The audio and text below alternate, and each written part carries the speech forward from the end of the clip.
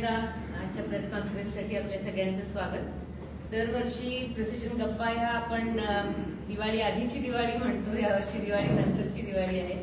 पण 7, 8 आणि 9 नोव्हेंबर रोजी प्रेसिजन गप्पांचं आयोजन केलंय आणि हे 17वं वर्ष आहे.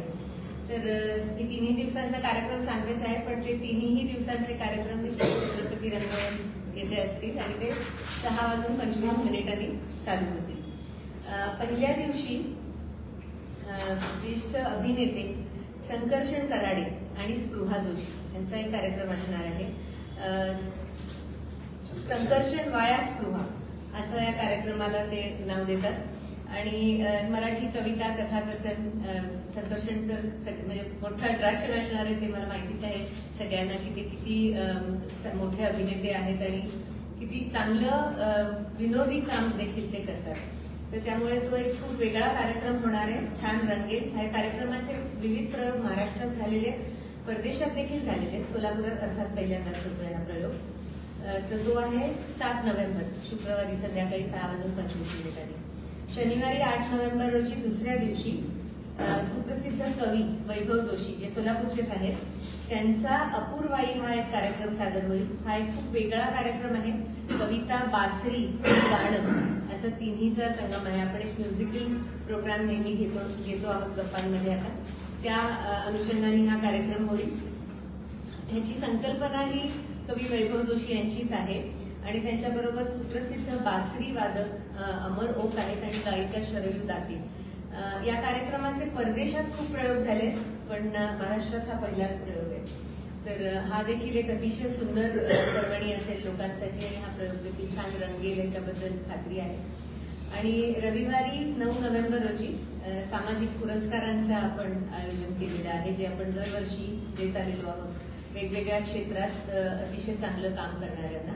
तर यावर्षीचा एक वेगळा विषय आपण निवडला आहे की देशाच्या सीमावर्ती भागात कार्य करणाऱ्या लोकांना आपण निवडला आहे दोन्ही पुरस्कारांसाठी. जो प्रेसिजन सामाजिक कृतज्ञता पुरस्कार आहे तो सोल्जर्स इंडिपेंडंट रिहॅबिलिटेशन फाउंडेशन या संस्थेला आपण देणार आहोत. या संस्थेच्या श्रीमती सुमेधा चिथडे या स्वतः या पुरस्कार घेण्यासाठी येणार आहेत. त्यांनी सियाचेन येथील सैनिकांसाठी, जी जगातली सर्वोच्च रणभूमी आहे, तिथे ऑक्सिजन प्लांट उभा केला आहे आणि सीमेवरती रक्षण करणाऱ्या सैनिकांसाठी त्या अनेक कार्यक्रम, अनेक उपक्रम करतात. सैनिकांच्या विधवा पत्नी आणि मुलांसाठी त्यांचं पुनर्वसन करण्याचं काम देखील ही संस्था करते. तर हे सीमेवरती आपल्या सैनिकांसाठी खूप मोठं काम त्यांनी उभं केलेलं आहे एका महिलेने स्वतः पुढाकार घेऊन. तर त्यामुळे त्यांचा आपण गौरव करू त्यांच्या कामाचा. आणि दुसरा जो पुरस्कार आहे सुभाषरावजी शाह स्मृती पुरस्कार, तो आपण यावर्षी बॉर्डरलेस वर्ल्ड फाउंडेशन या संस्थेला देतो आहोत. अधिक कदम नावाचे पुण्याचे ग्रस्त आहेत, जे मूळ आहेत अहिल्यानगर जिल्ह्यातले. त्यांनी काश्मीरमध्ये वेगवेगळ्या दहशतवादी कारवाया असतील, युद्ध असेल, अनेक कारवायांमध्ये अनाथ झालेली मुलं मुली आहेत त्यांच्या पुनर्वसनासाठी खूप काम केलेलं आहे. गेली 30 वर्ष ते काम करतायत. त्यांचं काम अतिशय मोठं आहे. या मुलांना मेनस्ट्रीममध्ये आणण्यासाठी त्यांचं शिक्षण आणि पुढे देखील खूप त्याच्यावर कष्ट घेत आहेत आणि हे काम नक्कीच खूप कौतुकास्पद आहे. तर या दोन्ही संस्थांना आपण त्यांच्या कामाचा गौरव करणार आहोत, पुरस्कार देऊ. आणि हा पुरस्कार देण्यासाठी प्रख्यात वक्ते, मुलाखतकार आणि पत्रकार डॉक्टर उदय निर्गुडकर हे येणार आहेत. त्यांच्या हस्ते या दोन्ही संस्थांना पुरस्कार देऊ आणि पुरस्काराच्या कार्यक्रमानंतर निर्गुडकर सर या दोघांचीही मुलाखत घेतील. या मुलाखतीतून त्यांचं काम आपल्याला अजून चांगल्या पद्धतीने कळेल. तर असा हा 3 दिवसांचा कार्यक्रम आहे. तिन्ही दिवशी पहिले सांगितलं त्याप्रमाणे शिवछत्रपती रंगभवन येथे आणि 6:25 चालू होईल. रंगभवनची आसन संख्या कमी आहे आणि त्यामुळे आपण बाहेर नेहमीच खुर्च्यांची सोय करतो, मोठा स्क्रीन देखील लावतो आणि पार्किंगची देखील सोय आपण बोर्डोको शाळेत दरवर्षीप्रमाणे करतो, तशीच करणार आहोत. तर या गप्पांचा सगळ्यांनी आस्वाद घ्यावा, मनमुराद आनंद घ्यावा. आपण सगळ्यांनी देखील गप्पांसाठी जरूर यावं, ते फक्त कव्हर करण्यासाठी नाही तर आस्वाद घेण्यासाठी अगदी जरूर यावं. माधव आणखीन काही थोडंसं ऍड करतील यामध्ये. धन्यवाद मॅडम. या वर्षीच्या पुरस्कारासाठीच्या 2 संस्था आहेत त्या अत्यंत वेगळ्या आहेत आणि खूप मोठं काम करतात. दोन्ही संस्था बॉर्डरवरती काम करतात. योगायोग असा आहे की दोन्ही संस्था चालवणारे मराठी माणसं आहेत. दोन्ही पुण्यातल्या संस्था आहेत. खरं म्हणजे अधिक कदम हा जो आहे तो अहिल्यानगर जिल्ह्यातल्या श्रीगोंद्यातला आहे. 97 साली तो काश्मीरमध्ये गेला एका सर्व्हेसाठी म्हणून आणि त्याच्या लक्षात आलं की आपण इथं काम केलं पाहिजे. आता हे वारंवार जे अतिरेकी हल्ले होतात, युद्ध होतात, सीमेवरती प्रचंड तणाव असतो, यातून अनेक मुलं अनाथ होतात. वडील अतिरेकी असतात किंवा सामान्य नागरिक असतात, पण ते मारले जातात. ते आता ते या मुलांच्या पुनर्वसनाचं खूप मोठं काम त्याने केलं. म्हणजे एका मराठी माणसाला आता त्याचं केंद्र आहे कुपवाडा आणि त्याचं काम आहे कुपवाडा, अनंतनाग, श्रीनगर, जम्मू अशा सगळ्या स्फोटक जिल्ह्यांमध्ये. एक मराठी माणूस तिथं जाऊन काम करतो, तिथल्या लोकांना तो आपलासा वाटतो. अनेक वेळेला अतिरेकीने त्याला उचलून दिलं, पण तिथं काम बघून परत त्याला सोडून दिलेलं आहे. हे खूप वेगळं काम त्याने केलेलं आहे, म्हणून आपण त्यांना या वर्षीचा पुरस्कार देतो आहोत. दुसरी जी संस्था आहे सुमेधा चितडे, त्याचे मिस्टर सैन्यामध्ये, मुलगा पण सैन्यामध्ये आहे, त्यामुळे त्यांना स्वाभाविकपणे या सगळ्या बद्दलचं आकर्षण होतं. आणि एका कार्यक्रमात त्यांना असं सियाचीनच्या युद्धभूमीवर त्यांना ऐकण्यात आलं की किती उंचावरती आणि तिथं ऑक्सिजन अतिशय विरळ असतं. त्यांनी ठरवलं की त्या ठिकाणी काम करणाऱ्या सैनिकांसाठी आपण काहीतरी करूया. मग त्यातून ते ऑक्सिजन जनरेशन प्लांट उभं केलं. म्हणजे सोपी गोष्ट नाही. एक प्लांट उभं करण्यासाठी जवळपास 3-3.5 कोटी रुपये उभं करायचे होते. त्यांनी सुरुवातीला स्वतःचे दागिने केले आणि मग घरोघरी शब्दशः भिक्षा मागून त्यांनी पैसे उभे केलेले आहेत. आणि त्यातून तो पहिला प्लांट उभा राहिला आणि त्यानंतर मग काश्मीरमध्ये सुद्धा 2 प्लांट त्यांनी उभं केलेले आहेत. आणि त्याशिवाय सैनिकांच्या विधवा पत्नींसाठी, मुलांसाठी मोठं. त्यामुळे या दोन्ही संस्था बॉर्डरवरती काम करतात आणि त्यामुळे थोडंसं वेगळेपण यावर्षीच्या पुरस्काराला नक्कीच आहे. डॉक्टर उदय निरगुडकरांबद्दल आपल्याला सगळ्यांना माहिती आहे. प्रचंड अभ्यासू, वक्ते आणि मुलाखत, त्यांच्या हस्ते पुरस्कार आणि त्यानंतर ते स्वतःच या दोघांची मुलाखत घेतात. याच्यामुळे आणखीन एक या प्रेस नोटमध्ये नाहीये, पण असा एक वेगळा उपक्रम आता आम्ही ठरवलेला आहे. आपल्याला आठवत असेल, मागे काही वेळेला आम्ही सोलापूरच्या विकासासाठी योगदान देणाऱ्या काही जणांचा सन्मान या गप्पांच्या कार्यक्रमामध्ये केलेला होता. वेगवेगळ्या क्षेत्रात काम करणाऱ्या काही खेळाडू असतील, काही उद्योजक असतील, त्यांचा आपण सन्मान केलेला होता. म्हणजे राव रेड्डी असतील किंवा डॉक्टर कोल्लूर असतील, अशा सगळ्यांचा ज्यांनी सोलापूरच्या डेव्हलपमेंटसाठी काही योगदान दिलंय. आत्ता आम्ही यावर्षी असा विचार करतो आहोत, त्याचा सगळा तपशील एकदा फायनल झालं की तुमच्याशी शेअर करू आम्ही. अतिशय सामान्य माणसं आहेत, पण वेगळ्या क्षेत्रात काहीतरी आपल्या कुवतेप्रमाणे काम करतायत. अशा 10 जणांचा आम्ही सन्मान करणार आहोत 3ऱ्या दिवशी पुरस्काराच्याच कार्यक्रमामध्ये. हे 10 जण खरं म्हणजे फेसलेस आहेत, त्यांना चेहरा नाही, त्यांना नाव नाहीये, पण त्यांचं काम अद्वितीय आहे. अशा 10 जणांना सिलेक्ट करून आम्ही आता त्या सगळ्या सर्चिंगमध्ये आहोत.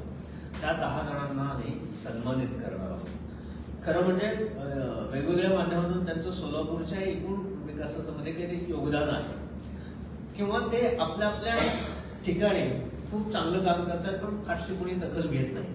अशा 10 जणांची आम्ही निवड करतो आहोत. त्यांचाही सन्मान आम्ही पुरस्काराच्या कार्यक्रमा दिवशी म्हणजे रविवारी 9 तारखेला या मुख्य पुरस्काराच्या आधी किंवा नंतर ते आपण ठरवू. पण हा पुरस्कार आपण, हा सन्मान आपण या सगळ्या जणांचा करणार आहोत. ते 10 जणांचा तपशील मी तुम्हाला नंतर शेअर करतो, एकदा फायनल झालं की. आता त्या सगळ्या प्रोसेसमध्ये आल्या आहोत, पण हे करणार हे नक्की आहे. एवढं एकूण या 3 दिवसाच्या कार्यक्रमाबद्दलची माहिती. सर, हे 10 जणांचं 2 संस्थेची निवड केली, एकूण किती संस्थेचा विचार झाला होता निवड करताना? त्याच्यातनं हे 2 निवडले गेले. त्यामुळे दरवर्षी आम्ही एक 10-12 संस्था डोळ्यासमोर येतात आणि मग प्रत्यक्ष आम्ही माहिती घेतो, वर्षभर कार्यक्रमावरती थोडंसं नजर ठेवतो आणि मग त्यातून मॅनेजमेंटच्या समोर आम्ही या संस्था मांडतो. त्यातल्या 2 निवडल्या जातात. शक्यतो असं एक असतं, प्रयत्न आमचा असा आहे की एक थीम घेऊन, म्हणजे आपण एकदा शिक्षणात काम करणाऱ्या संस्था निवडल्या, एकदा पाणी विषयात काम करणाऱ्या संस्था निवडल्या, एकदा महिला विषयात काम करणाऱ्या संस्था निवडल्या, तसं यावर्षी बॉर्डरमध्ये काम करणाऱ्या संस्था. यावर्षी कसं आहे, ऑपरेशन सिंदूर आणि हे ह्या सगळ्या गोष्टी मग आपण जरा विचार करायला लागतो की त्या फेजमध्ये जातो. त्यामुळे मग यावर्षी आपण विचार केला की एक बॉर्डर आपल्याला माहिती आहे जी नेहमी युद्धाच्या ह्याच्यानं माहिती आहे, पण अशा अनेक गोष्टी आहेत त्या ज्या बॉर्डरवरती सकारात्मक घडत आहेत, त्या आपण या निमित्तानं पुढे आणण्याचा प्रयत्न करतो म्हणून या संस्था विचार करा. यंदाच्या वर्षी दिवाळीच्या पूर्वीच्या आणि दिवाळीच्या नंतर काय? प्रवास खूप चालू होता आणि तेव्हा थोडंसं अवघड होतं म्हणून दिवाळीच लवकर आली. हा, दिवाळी पण लवकर आली. दोन्ही गोष्टी.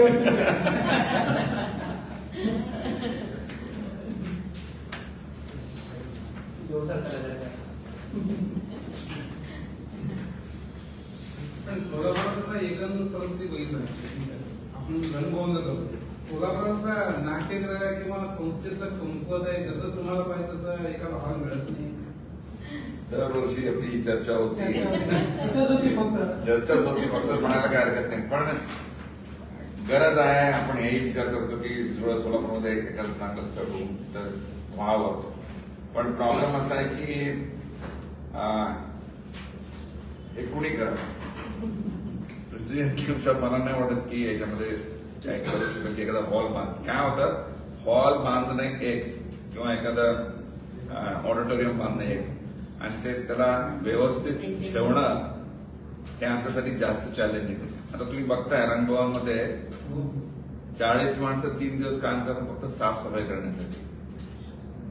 तर आज तेवढा जर एफर्ट आम्ही घालायचा म्हटलं आमच्या ऑडिटोरियम मध्ये, मग प्रेसिडेंट कॅम्प शॉप मध्ये लक्ष मागे एका पत्रकार परिषदेत तुम्ही म्हणाल होता की महानगरपालिकेने धुळे सोलापूर या भागामध्ये जर जागा उपलब्ध करून दिली तर बांधण्याचा खर्च डिसिजन उचलवेल.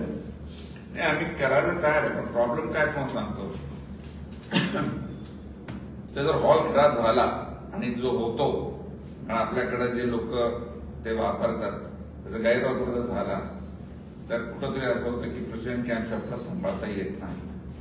त्यामुळे ते नको, कारण आमची ती जबाबदारी नाही. आता मी काय म्हणतो, मागच्या सुरुवात झालं तसं तर आम्हाला म्युन्सिपल कॉर्पोरेशनने जागा द्यावी. आम्ही स्मशानभूमीत करायला तयार आधुनिक, ते आम्ही मेंटेन करू शकू. कमी आहे, 4 माणसं जरी ठेवली तरी होतं. एखादा हॉल 1000 किंवा 1200 कॅपॅसिटीचा मेंटेन करणं अतिशय डिफिकल्ट आहे. आणि आता मी तुम्हाला सांगायला काही हरकत नाही, आम्ही दोघं एका नाटकाला अलीकडेच गेलो होतो पुण्यात बालगंधर्व. इतकी वाईट परिस्थिती मी नाही पाहिजे. मला वाटतं त्या हॉलमध्ये मी साधारण 20 एक वर्ष नंतर गेलो होतो. एक शब्द ऐकायला येत नव्हता, लाईट्स बरोबर नव्हते, बाथरूमचं नाव नाहीये, पण तरी तो त्या मेन एरियामध्ये असताना काय माहिती तिथे काहीच राहिलं नाही. फक्त लोक म्हणतात की तिथे कलाकार चांगले येतात. तो हॉल तसा मेंटेन व्हायला पाहिजे तरच. मला असं वाटतं की जर तुमच्यापैकी लोकांनी शिकायचं असेल तर रंगभवन हॉल द्यायला सांगा, आम्ही मेंटेन करू. वर्षात एकदा एवढी कष्ट घेण्याऐवजी कायम ठेवू शकतो. रंगभवन किमान महसूल कर्मचाऱ्यांचा हुतात्मा देखील आता मिळालंच नाही, म्हणजे काही तेव्हा तिथे नाट्यसंध्या स्पर्धा आहे.